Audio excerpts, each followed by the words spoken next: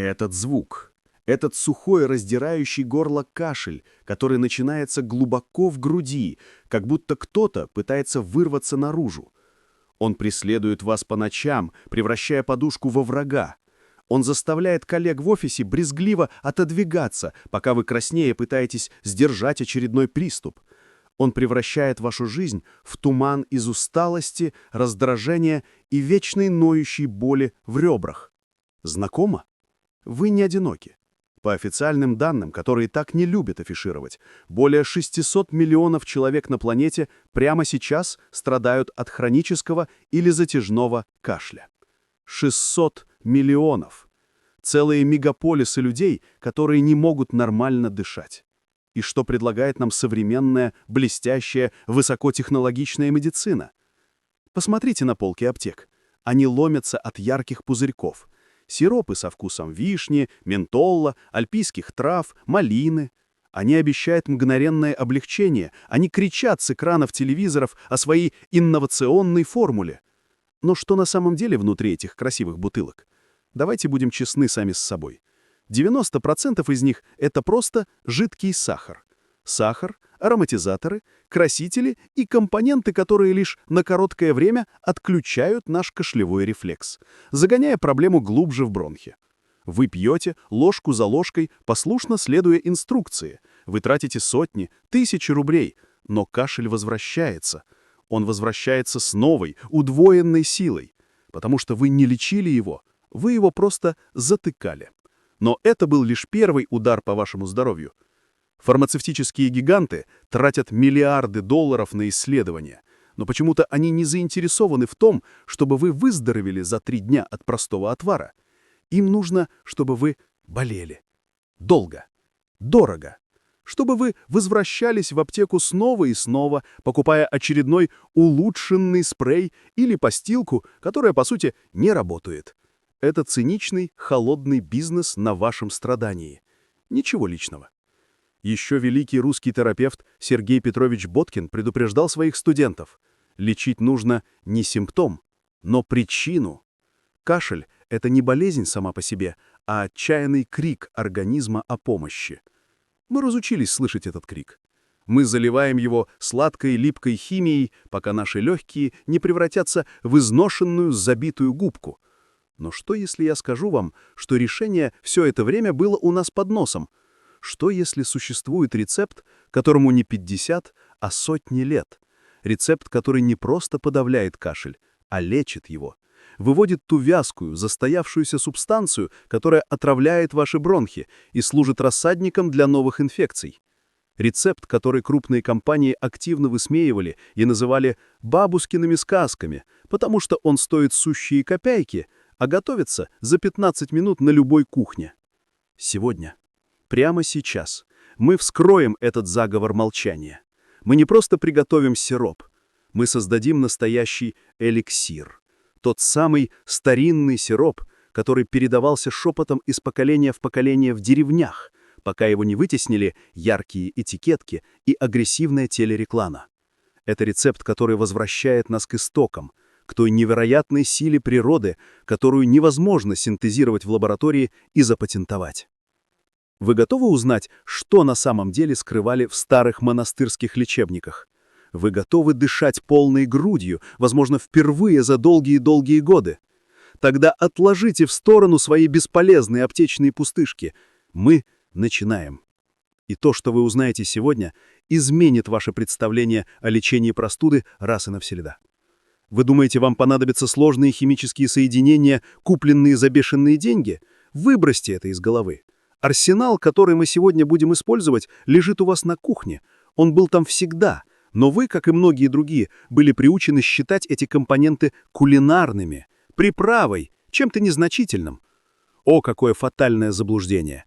Фармацевтические картели потратили десятилетия и миллиарды, чтобы вы, глядя на эти дары природы, думали только о супе или десерте. Они целенаправленно низвели древнейшие лекарства до уровня специй. Но сегодня мы вернем им их истинное предназначение. Что же в нашем списке? Первый компонент шокирует вас. Это обычный сахар. Да-да, тот самый белый яд, которым нас пугают диетологи. Но дьявол, как говорится, в деталях. Нам не нужен сахар как подсластитель. Нам нужен сахар как транспортное средство. При определенной обработке, о которой мы поговорим позже, его кристаллическая структура претерпевает невероятную трансформацию. Он превращается в то, что алхимики называли идеальным проводником. Он становится тем самым троянским конем, который способен протащить целебные фитонциды сквозь клеточные мембраны прямо в очаг воспаления. Речь идет не о питании, а о физике. Далее. Вода. Но постойте, не спешите тянуться к крану. Вода, которую мы будем использовать, должна быть чистой, фильтрованной. Вода — это не просто растворитель, это информационная матрица. Она должна быть обнулена, чтобы смочь впитать и сохранить всю ту мощь, которую мы в нее заложим. 300 мл чистейшей подготовленной воды. Но это все лишь носители.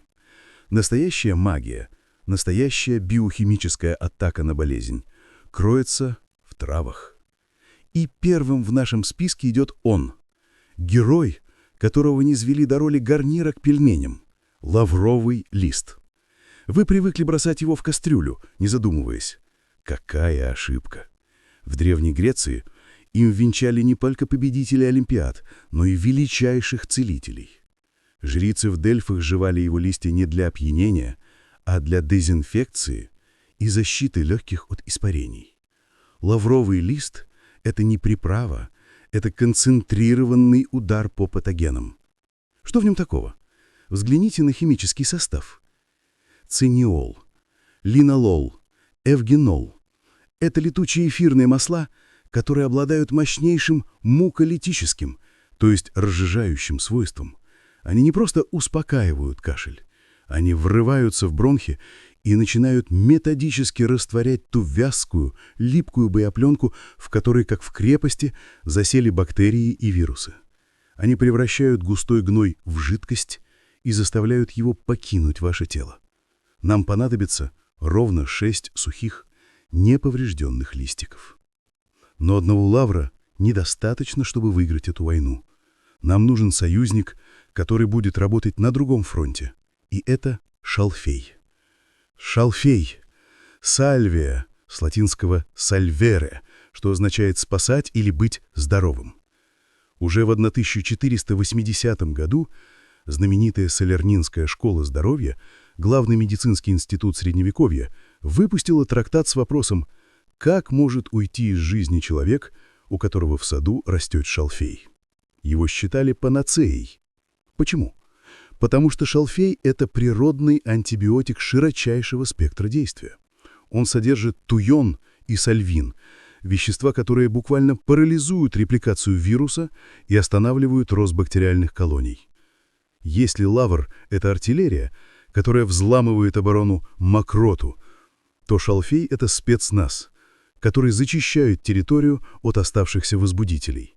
Нам понадобится ровно 7 щепоток сухого чая из шалфея. И, наконец, третий боец.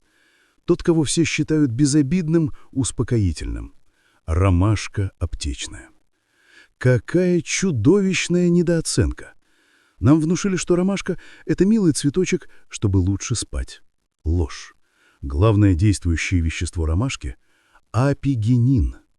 Современные исследования, которые, конечно, никто не будет публиковать в прайм-тайм, показывают, апигенин способен блокировать воспалительные реакции на клеточном уровне.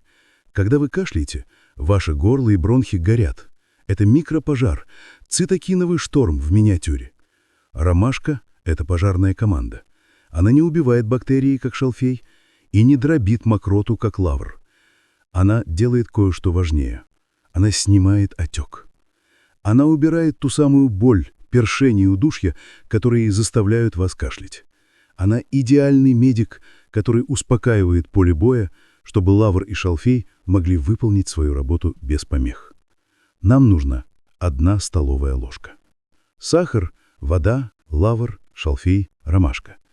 5 простейших компонентов. Вместе они транспорт, артиллерия, спецназ и полевой госпиталь.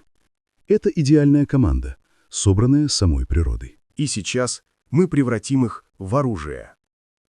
И вот мы у плиты. И первый же шаг — это то, где 99% дилетантов потерпят фиаско. Они просто возьмут первую попавшуюся кастрюльку. Какая фатальная ошибка! Вы что, собираетесь готовить лекарство в поцарапанном тефлоне или, не дай бог, в алюминии? Вы хотите, чтобы ионы тяжелых металлов вступили в реакцию с нашим будущим эликсиром? Нет, нам нужен чистый инертный материал. Идеально сотейник из нержавеющей стали с толстым, массивным дном. Дно — это ключ. Нам нужен не резкий, а равномерный, глубокий прогрев. Теперь сахар. Тот самый, который мы реабилитировали в прошлом блоке. Мы берем обычный белый сахар, но относимся к нему не как к еде, а как к химическому реагенту, который сейчас пройдет глубочайшую трансформацию. Мы помещаем его в наш сотейник. И вот он, первый секрет старых лекарей. Терпение. Мы включаем не сильный, не средний, а минимальный огонь. Мы живем в эпоху микроволновок и индукционных плит. Мы хотим, чтобы все происходило мгновенно. Нажал кнопку, получил результат. И именно поэтому наши быстрые лекарства не работают. Природа не терпит суеты. Нам нужно не просто расплавить сахар, нам нужно изменить его суть. Вы смотрите на эти белые кристаллы. Проходит минута, две, ничего не происходит. Хочется прибавить огня, правда? Не смейте. Вы просто сожгете его, и вместо лекарства получите канцерогенную горькую гадость. Ждите. И вот оно начинается. Едва заметно, по краям. Кристаллы начинают потеть. Они превращаются в прозрачную жидкость. Вы начинаете помешивать. И тут происходит то, что пугает всех новичков. Сахар вдруг схватывается в один большой уродливый твердый комок.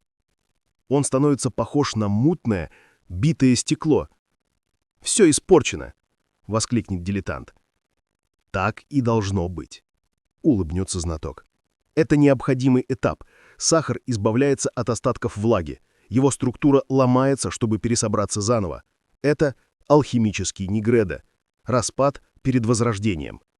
Продолжайте помешивать на том же медленном огне. Не пытайтесь разбить этот комок силой. Он должен растаять сам. И вот комок начинает поддаваться. Он медленно тает, превращаясь в густой, вязкий сироп. А затем цвет. Следите за цветом. Сначала он будет бледным, как солома. Нам это не нужно. Затем он станет золотистым, уже теплее. Нам нужен насыщенный, глубокий, красивый коричневатый оттенок. Цвет крепко заваренного черного чая или старого янтаря. Вот он. В этот самый момент сахар перестает быть сахаром и становится карамелью. Его молекулярная решетка перестроилась. Он готов стать проводником. И сейчас самый опасный и самый важный момент. Огонь все еще на минимуме. Нам нужно добавить воду. 300 мл. Но если вы сейчас плеснете сюда холодную воду, вы получите взрыв. Вы получите разлетающиеся во все стороны брызги кипящей карамели, способной оставить ожог третьей степени. А сам сахар мгновенно застынет в монолит, который вы будете отскребать от кастрюли часами. Нет. Вода должна быть теплой, не кипящей, но хорошо теплой, градусов 60-70. И вливать мы ее будем не сразу, а постепенно, маленькой, тонкой струйкой. Приготовьтесь. Вы начинаете лить. И в ту же секунду сотейник взрывается шипением. Клубы пара бьют в потолок. Это нормально, это реакция. Карамель снова схватится, она будет протестовать, она снова станет твердой. Не паникуйте. Никто такого не ожидал? Наоборот, все идет точно по плану. Вы продолжаете лить воду, все 300 мл, и продолжаете мешать. Уменьшите температуру до самого минимума, который только способна дать ваша плита. Да, на дне у вас сейчас твердый коричневый леденец, плавающий в мутной воде. Что ж, теперь наша задача снова проявить терпение. Мы должны полностью, до последней крупинки, растворить эту карамель в воде. Это может занять 5, может быть 10 минут. Просто медленно помешивайте. Вы увидите, как вода на ваших глазах начнет темнеть, насыщаться, превращаясь в тот самый янтарный прозрачный раствор. Твердый кусок на дне будет становиться все меньше, меньше, и вот он исчез. Растворился без остатка. Поздравляю, вы не просто растопили сахар в воде, вы создали идеальную термически активированную транспортную матрицу. Эту жидкость уже можно назвать основой для эликсира. Она стерильна, она энергетически заряжена, и она отчаянно хочет впитать в себя все, что мы ей сейчас дадим. Наша карамельная основа готова. Наша янтарная, заряженная, горячая матрица готова. Она ждет на минимальном огне. Она идеальный, чистый носитель. Но носитель бесполезен без заряда. И сейчас, пока эта основа томится, мы приготовим тот самый заряд. Мы соберем наш фитоарсенал. И снова дьявол кроется в деталях. Вы думаете, мы просто бросим в кастрюлю горсть травы? Так поступают дилетанты, которые готовят травяной чаек. Мы готовим эликсир. Первый компонент – лавровый лист. Мы уже знаем, что это наш взломщик, наш муколитический таран, который пробивает биопленку в бронхах. Нам нужно ровно 6 штук. Не 5, не 7, 6. Почему так точно? Вы думаете, это случайность? В древних медицинских трактатах, которые так не любят цитировать современные провизоры, 6 – это число фитогармонии, идеальный баланс между эффективностью и безопасностью. Но что сделает обыватель? Он возьмет 6 листьев и целиком бросит их в воду. Какая расточительность! 90% эфировых масел, тот самый циниол и эвгенол, останутся запертыми в плотной структуре листа и просто не успеют выйти в наш сироп. Нет, мы должны активировать их. Мы берем эти 6 сухих, ароматных, неповрежденных листиков и прямо руками крошим их. Да, вы просто ломаете их на мелкие кусочки. В тот самый момент, как вы слышите хруст, как ломаются прожилки, в воздух высвобождаются те самые летучие соединения. Вы должны почувствовать этот мощный, пряный, почти одуманивающий аромат. Это запах вашего лекарства. Это наш специалист по сносу, и он готов к работе. Далее. Наш спецназ. Шалфей. Сальвия. Спасение. Он должен зачистить территорию, которую вскроет лавр. Нам понадобится ровно 7 щепоток. 7. Опять точное число. Число, которое в медицине Гиппократа считалось числом завершения кризиса. 6 щепоток сухого чая из шалфея – это выверенная веками доза природных антисептиков туйона и сальвина, которая остановит размножение патогенов, не повредив при этом вашу собственную микрофлору. Великий русский хирург Николай Иванович Пирогов, человек, который видел изнанку человеческого страдания на полях сражений, как-то написал в своих лазаретных дневниках: «Два средства никогда не подводили меня в борьбе с горячкой и легочной гнилью – холодная вода и крепкий отвар шалфея». Этот человек вытаскивал людей с того света, когда не было и в помине никаких антибиотиков, а мы забыли его уроки. Но одного спецназа мало, чтобы выиграть войну. Нам нужен полевой медик. И это ромашка. Тот самый цветок, который современная реклама низвела до уровня успокоительного чая для малышей. Какое чудовищное, какое циничное невежество. Ромашка – это мощнейший противовоспалительный агент. Помните, мы говорили про апигенин? Это вещество – природный огнетушитель. Оно не просто снимает боль, оно останавливает саму причину отека и удушья, тот самый цитокиновый шторм, в миниатюре которым и является ваш кашель. Нам нужна 1 столовая ложка сухих цветов. Автор оригинального рецепта, который мы анализируем, предлагает практичный ход – вскрыть 2 стандартных чайных фильтр-пакетика. И это абсолютно верно. 2 пакетика – это и есть та самая столовая ложка. Мы высыпаем их прямо к нашему измельченному лавру и 7 щепоткам шалфея. А теперь, внимание! Секретный компонент. Автор упоминает его вскользь. Вы можете добавить 1 столовую ложку зефира. Что? Зефира? Вы серьезно? Той самой приторной сладости из магазина? Это фатальное, Катастрофическая ошибка перевода, который кочует по сотням дилетантских блогов и полностью дискредитирует рецепт. Речь идет не о кондитерском зефире, речь идет о корне алтея. По-английски маршмеллоу – это и есть алтей. Тот самый корень, который является активным веществом 90% всех аптечных сиропов от кашля. Только там он убит спиртом, консервантами и синтетическими подсластителями, а у нас он будет в чистом виде. Зачем он нужен? Если лавр – это взрывник, а шалфей – дезинфектор, то корень алтея – это щит. Он содержит лечебную слизь. Он мгновенно обволакивает ваше исцарапанное, обожженное кашлем горло, создавая тончайшую защитную пленку. Боль и першение уходят не через час, а в ту же секунду. У автора в том видео его не оказалось, какая жалость. Но мы-то с вами теперь знаем этот секрет. Если у вас есть сухой корень алтея, 1 столовая ложка, добавленная к этой смеси, превратит ваш сироп из просто очень хорошего в непобедимый. Это увеличит его эффективность в 10 ро. Итак, посмотрите на то, что у вас в руках. 6 частей лавра, 7 частей шалфея, столовая ложка ромашки и, если вы хотите нанести сокрушительный удар, столовая ложка алтея. Это не просто травы, это идеально сбалансированная армия, и сейчас она готова вступить в бой. Смешайте их. Ваша горячая карамельная основа на плите уже ждет. Вот он, момент истины. В одной руке у вас чаша с идеально подобранной измельченной травяной армией. На плите на самом тихом огне ждет, пульсирует, как живая наша янтарная карамельная основа. Она горячая, она готова. Вы готовы? Сейчас мы соединим эти два мира. Медленно, но уверенно вы всыпаете сухую смесь трав в горячую жидкость. И в ту же секунду происходит магия. Раздается оглушительное, взрывное шипение. Это не просто звук, это высвобождение.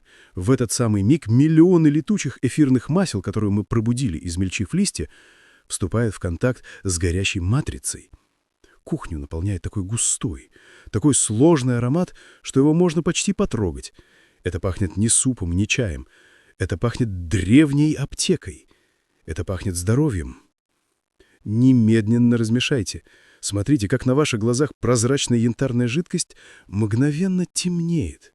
Она становится насыщенной, густой, почти чернильной. Это травы отдают свой цвет, свои соки, свою силу.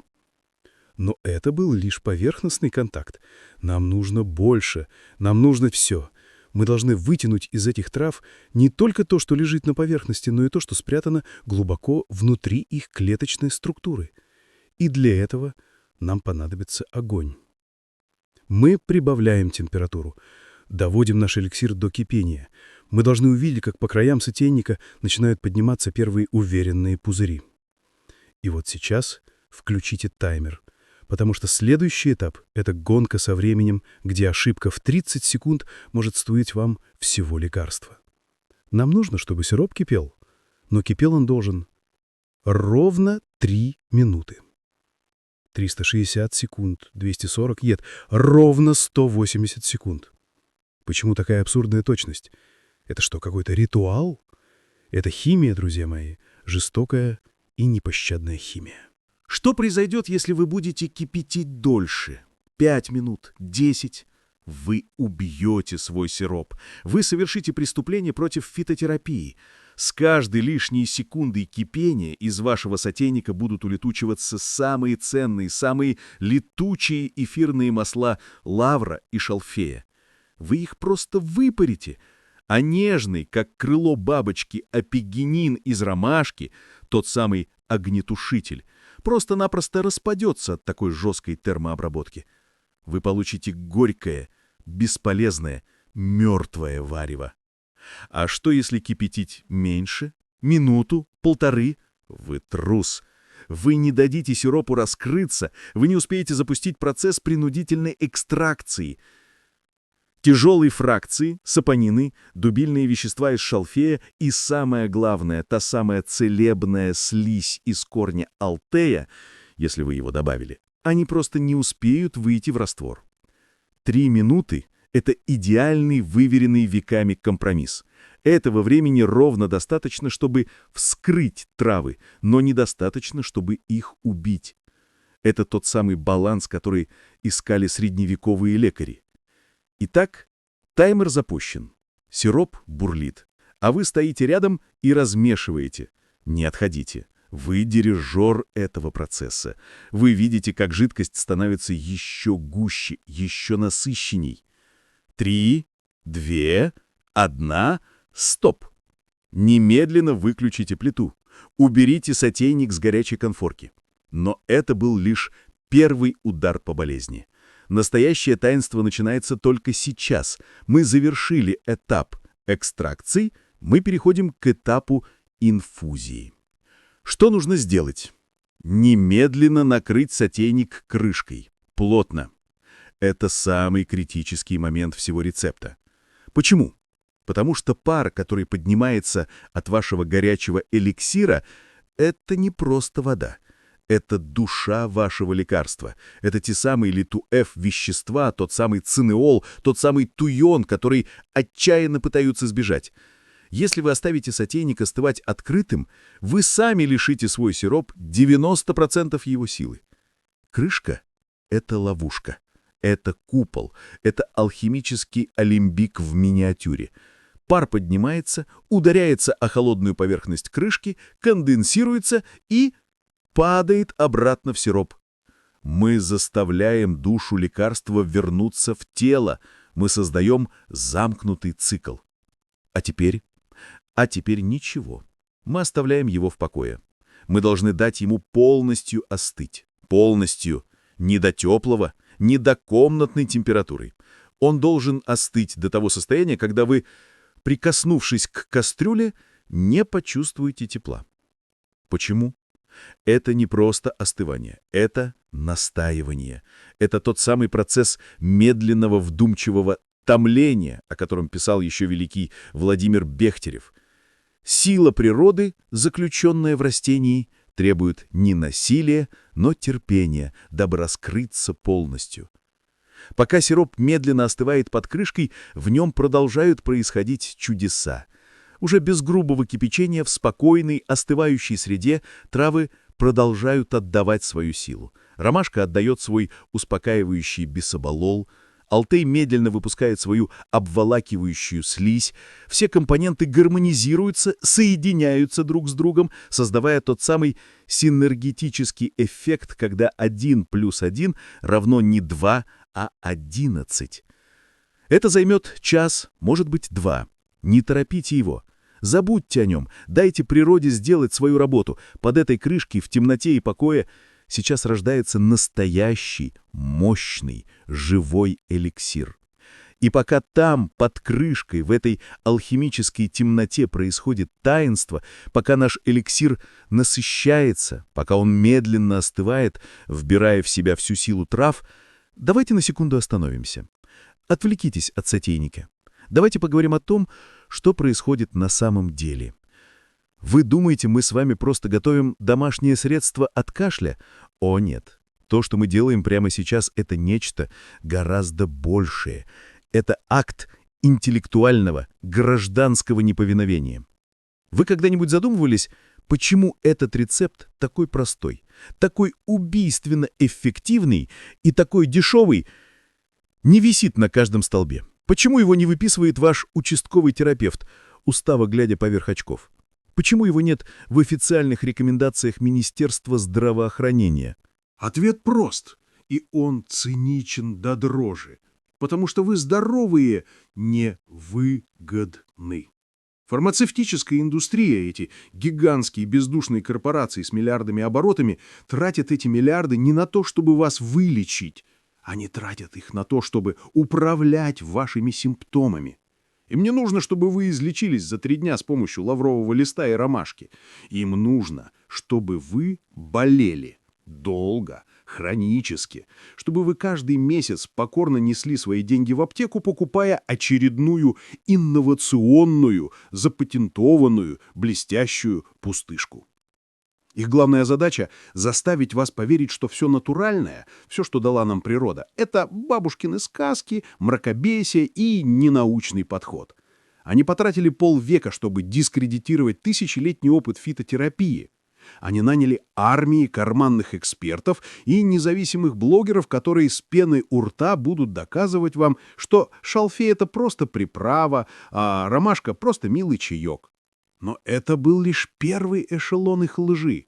Они создали мир, в котором лечиться — это дорого. Они внушили нам страх перед собственным телом и недоверие к силам природы. И мы поверили. Мы покорно стоим в очередях и покупаем то, что нам агрессивно навязывает телереклама. То, что мы делаем сегодня, это прямой вызов этой системе. Мы возвращаем себе контроль над собственным здоровьем. И вот почему сейчас, пока наш сироп остывает, я обращаюсь к вам. Автор того простого видео, которое мы анализируем, в этот момент просит оставить лайк и комментарий. Как это мило, как это наивно. Я не прошу вас о лайке, я прошу вас о соучастии. Посмотрите на кнопку «Поделиться». Владельцы социальных сетей, тот же самый Facebook, о котором идет речь, называют это вовлечением. Какое пустое, мертвое слово. Для нас с вами это оружие. Это наш единственный способ прорвать информационную блокаду. Пока вы молчите, они побеждают. Пока эта информация остается только у вас, вы просто спасли себя. Но как только вы нажимаете эту кнопку, как только вы отправляете это знание своей матери, своей сестре, своему другу, который прямо сейчас тратит последние деньги на бесполезную химию, вы становитесь информационным партизаном. Вы наносите ответный удар. Напишите в комментариях, что вы думаете. Напишите, каким аптечным ядом вас пытались лечить в последний раз. Сколько вы потратили? Помогло? Ваш опыт — это не просто комментарий, это свидетельство на будущем трибунале против этой индустрии лжи. Это то, что увидят тысячи других людей, которые все еще сомневаются. Ваш комментарий — это пуля, выпущенная в эту стену молчания. Они этого боятся. Они панически боятся, что однажды миллионы людей просто перестанут покупать их цветные леденцы и начнут использовать то, что растет у них под ногами. Они боятся, что вы вспомните. Так что действуйте. Не ради меня, ради себя, ради тех, кого вы любите. Станьте частью этого движения, распространите это знание. Сделайте это прямо сейчас. Сделали? А теперь вернемся к нашему сотейнику. Пока мы с вами вели эту информационную войну, наш эликсир как раз сделал свое дело. Он остыл, он настоялся, он впитал в себя каждую молекулу исцеления, и он готов к финальному этапу. Пришло время отделить душу от тела. 2 часа или 3, сколько бы ни прошло, наш сотейник остыл. Под крышкой, которую мы так предусмотрительно закрыли, собрались драгоценные капли конденсата, та самая душа, которую мы поймали. Осторожно приподнимите крышку и дайте этим каплям стечь обратно в эликсир. Не потеряйте ни одной. Теперь посмотрите внутрь. Вы видите густую, темную, почти черную жидкость, и в ней то, что еще недавно было нашей травяной армией. Теперь это жмых. Это отработанный материал. Это мертвые тела солдат, которые отдали все, что у них было, в наш раствор. Они выполнили свою миссию, и теперь мы должны отделить чистое лекарство от этого балласта. Начинается этап чистки. И здесь вас поджидает еще одна дьявольская ловушка. Что сделает обыватель? Возьмет обычное металлическое ситечко. Фатальная ошибка. Вы не можете пропустить живой, активный, насыщенный фитонцидами раствор через окисляющийся металл. Это химическое самоубийство. Вы вступите в реакцию с эликсиром, вы убьете самые хрупкие витаминные соединения и испортите весь вкус. Нам нужно либо ситечко из высококачественной нержавеющей стали, либо, что еще лучше, пластиковое сито. Да, здесь пластик, который инертен, нам друг. Но и это не все. Вы думаете, ситечко уберет все? Оно задержит крупные куски лавра и цветы ромашки. Но оно пропустит ту мелкую, почти невидимую пыль, ту взвесь, которая сделает сироп мутным и неприятным. Нам нужна глубокая фильтрация. И вот он, секрет аптекой XIX века. Марля. Возьмите ваше ситечко и выстелите его 2 или даже 3 слоями чистой медицинской марли. Вот. Теперь у нас не просто сито, у нас фильтрационная система. Сначала мы отсечем крупный жмых, а затем марля поймает мельчайшую взвесь. Мы получим чистый, прозрачный, как слеза, продукт. Медленно процедите всю жидкость через эту систему. Не торопитесь. Дайте ей стечь самой. И вот у вас в ситечке осталась эта мокрая травяная масса. Что хочется сделать? Правильно, взять ложку и отжать ее. Выжать до последней капли. Не смейте. Если вы начнете отжимать жмых, вы выдавите из него не лекарство, вы выдавите горечь, вы выдавите дубильные вещества, которые должны были остаться в балласте. Вы испортите весь нежный карамельно-травяной вкус нашего сиропа. Вы получите грубое, горькое пойло. Нам это не нужно. То, что стекло само, это и есть наш эликсир. Остальное — в мусор. Безжалостно. Итак, у нас есть чаша с чистейшим отфильтрованным продуктом. Куда мы его денем? И снова 99% ошибок. Кто-то нальет его в пластиковую бутылку из-под воды, кто-то в первую попавшуюся кружку. Катастрофа. Нам нужна чистая банка. Что такое чистая в вашем понимании? Вымытая вчера с мылом? Этого недостаточно. На ней миллиарды микробов, на ней остатки моющего средства, хлор из водопроводной воды, невидимая пленка жира. Вы собираетесь влить наше живое, стерильное лекарство в эту грязную посуду. Вы убьете его за 6 часов. Банка должна быть стерильной, не просто чистой, а стерильной. Возьмите стеклянную банку с плотно завинчивающейся крышкой и простерилизуйте ее.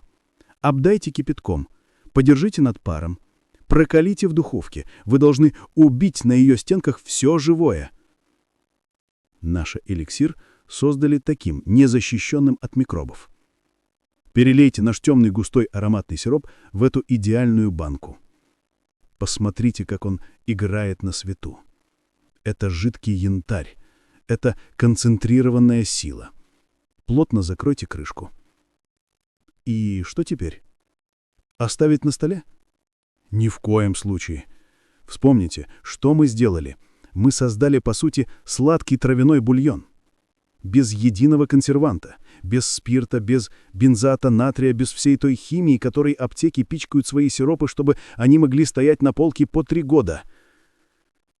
Наш сироп живой. А все живое, без защиты, портится. Тепло и свет — вот его 2 главных врага. На свету начнут распадаться хрупкие флавоноиды ромашки, в тепле, даже при комнатной температуре, немедленно начнут размножаться те немногие бактерии, которые могли случайно попасть из воздуха. Поэтому немедленно в холодильник. Только холод, только темнота. Там, в холоде, наш эликсир впадет в анабиоз. Все жизненные процессы в нем слабеют. Он не испортится. Он будет ждать своего часа. Это его дом на ближайшие несколько дней. И вот он, финальный акт. Ваш эликсир стоит в холодильнике. Он холодный, густой, темный и абсолютно стерильный. Он ждет в своем стеклянном саркофаге. Вы открываете крышку. Вы чувствуете этот сложный, едва уловимый, потому что холод запирает ароматы, запах трав и жженого сахара. И что теперь? Как превратить это концентрированное зелье в исцеление? Вы думаете, его можно пить как вишневый компот, когда захочется и сколько захочется? Это было бы ваша последняя, самая фатальная ошибка. То, что вы держите в руках, это не приятный сиропчик от кашля. Это мощный, концентрированный фитопрепарат. Это почти аптечная тинктура, только без спирта. Это ударная доза активных веществ. И если вы будете использовать его неправильно, вы либо не получите никакого эффекта, либо, что еще хуже, навредите себе. Мы должны следовать строгому, выверенному веками протоколу. Итак, запоминайте. Дозировка. Для взрослых. Для человека с уже сформировавшимся иммунитетом, с весом тела более 50 килограммов, наша доза 1 столовая ложка. Не чайная, не десертная, полноценная столовая ложка. Это примерно 15, а в некоторых ложках и все 18 миллилитров. Почему так много? Это не для желудка. Эта доза рассчитана на двойной удар. Первый, местный. Вы берете эту ложку сиропа в рот и не глотаете. Задержите его во рту на 3-5 секунд. Дайте ему согреться. Дайте ему соприкоснуться с вашими воспаленными миндалинами. Если вы добавили корень альтея, его слизь включится именно в этот момент. Она мгновенно создаст ту самую защитную пленку, о которой мы говорили. Она потушит пожар в горле. И только потом, медленно, очень медленно проглотите. Вы должны почувствовать, как эта густая целебная волна смазывает ваше исцарапанное сухое горло, уходя вглубь. Второй удар системный. Попадая в желудок, а затем в кровь, эти 15-18 мл доставляют ту самую армию из лавра, шалфея и ромашки прямо к вашим бронхам, но уже изнутри. Как часто? Автор оригинала говорит несколько раз в день. Какая чудовищная, какая дилетантская расплывчатость. Несколько — это 2 или 8. Нам нужна точность оружейника. Протокол следующий. 1 столовая ложка 3 раза в день. Строго. Утром, в обед и вечером. Идеальное время — через 20-30 минут после еды. Почему? Нам не нужно, чтобы наш эликсир смешивался с борщом или котлетой.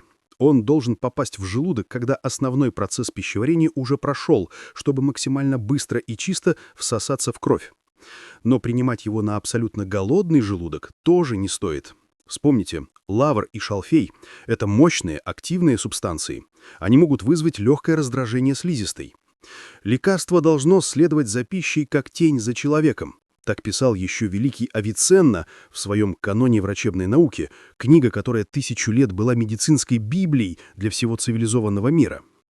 Но это был лишь протокол для взрослых. Теперь самое главное — дети. И вот здесь я вас умоляю. Отбросьте все свои «я думаю» и «авось». Здесь ювелирная, аптечная точность. Детский организм — это не уменьшенная копия взрослого. Их ферментативная система, их печень, их иммунный ответ — все работает иначе. Дозировка для детей. 1 чайная ложка. 5 мл, не больше. Автор того видео, которое мы анализируем, говорит «детям младшего возраста». Какая опасная, какая безответственная формулировка. Давайте будем честны. Шалфей, который для нас спасение, содержит туйон. Это вещество в больших дозах обладает нейротоксическим эффектом. Для взрослого в нашей дозе он абсолютно безопасен, но для 3-летнего ребенка. А лавровый лист — это один из самых мощных аллергенов. Поэтому слушайте внимательно. Этот сироп для детей старше 6-7 лет, а лучше старше 10. Давайте его 3-летнему малышу это играть в русскую рулетку. Еще великий русский педиатр Нил Федорович Филатов, человек, который фактически создал всю педиатрическую школу в нашей стране, вдалбливал своим студентам: то, что взрослому лекарство, ребенку яд.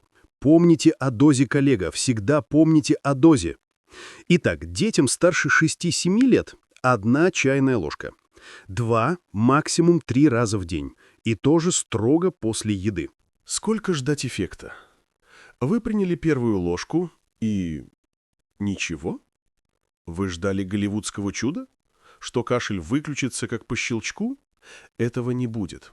Это природа, а не химия. Первое, что вы почувствуете буквально через час, это облегчение в горле. Уйдет першение. Уйдет боль при глотании. Это сработал алтей и ромашка. Вы сможете нормально заснуть. Возможно, впервые за неделю. Настоящая работа начнется на 2-й день. И не пугайтесь, если кашель усилится. Да-да, вы не ослышались. Это значит, эликсир работает. Это тот самый лечебный кризис, о котором писал еще Гиппократ. Это значит, что наш лавровый взрывник наконец-то пробил броню из вязкой мокроты. Ваши легкие начали очищаться. Тот гной, который сидел в вас неделями, как пробка в бутылке, он пошел. Он должен выйти. Радуйтесь этому. На третий день этот влажный продуктивный кашель станет гораздо мягче. На четвертый или пятый он сойдет на нет. Ваши легкие будут чисты. И вот все. Посмотрите на то, что мы сделали. В стерильной банке, в холоде и темноте вашего холодильника теперь стоит не просто домашнее средство. Там стоит концентрированная, живая, природная сила. А теперь откройте свой кухонный шкафчик или аптечку. Что вы видите там? Яркие блестящие коробки, пузырьки с химическими приторно-сладкими сиропами со вкусом клубники или вишни. В чем разница? Разница в том, что одно из них – лекарство, а второе – это просто бизнес. Жестокий, циничный, холодный бизнес на вашем страхе, вашей боли и вашем незнании. Автор того короткого видео, которое мы сегодня взяли за основу, завершает его простой, почти наивной фразой: «Я надеюсь, что это видео будет для вас полезным». Надежда? О нет. Мы здесь не надеемся. Мы знаем. Мы знаем, что то, что мы сделали, бесценно. Вам десятилетиями, каждый день, через каждый экран и каждый глянцевый журнал вбивали в голову одну единственную, чудовищную мысль. Натуральное значит слабое. Вам внушали, что травки – это плацебо. Бабушкины сказки, мракобесие из XIX века. Вам говорили, что только сложный химический синтез, созданный в стерильной лаборатории за миллиарды долларов, способен по-настоящему лечить. Какая наглая, какая всепоглощающая ложь. То, что мы создали сегодня на вашей кухне за 15 минут и 3 копейки, это не натуральное в смысле милое и безобидное. Это первобытное. Это концентрированная сила Земли, которой сотни миллионов лет. Это тот самый интеллект природы, который фармацевтические гиганты отчаянно пытаются расчленить, скопировать в своих лабораториях, синтезировать, запатентовать и продать вам втридорога под красивым коммерческим названием. Они берут один активный компонент из того же корня алтея, убивают его спиртом и консервируют, упаковывают в пластик и продают вам. Мы же взяли весь корень, всю ромашку, весь лавр. Мы взяли их в их живом синергетическом единстве, где один компонент усиливает другой. Мы создали того, чего они в своих лабораториях создать не могут. То, что вы получили сегодня, это не просто полезный рецепт. Это ключ. Это ключ от вашей личной клетки. Это ваша личная декларация о независимости от аптечного рабства. Это ваше освобождение от страха. Что будет, когда начнется следующий сезонный вирус, когда ваш ребенок принесет из школы первый кашель, когда коллеги в офисе снова начнут подозрительно чихать, а с экранов телевизоров польется очередная волна паники, подогреваемая теми, кто уже подсчитывает будущие барыши? Вы не испугаетесь. Вы не побежите в аптеку, судорожно сжимая кошелек, чтобы купить очередную рекламируемую пустышку. Вы не будете в панике. Вы спокойны, методично, уверенно пойдете на свою кухню. Вы возьмете то, что всегда было у вас под рукой. Вы достанете сахар, вы достанете лавровый лист, шалфей и ромашку. Вы потратите 15 минут своего времени. И вы сами, своими руками создадите оружие. Вы создадите щит для своей семьи. Вы вернули себе контроль. Вы вспомнили то, чему тысячи лет. Вы вспомнили, как лечить причину, а не замазывать симптом. Великий русский физиолог Иван Михайлович Сеченов, человек, который понимал человеческое тело как никто другой, писал: «Организм без внешней помощи есть саморегулирующаяся, самовосстанавливающаяся и даже самосовершенствующаяся система.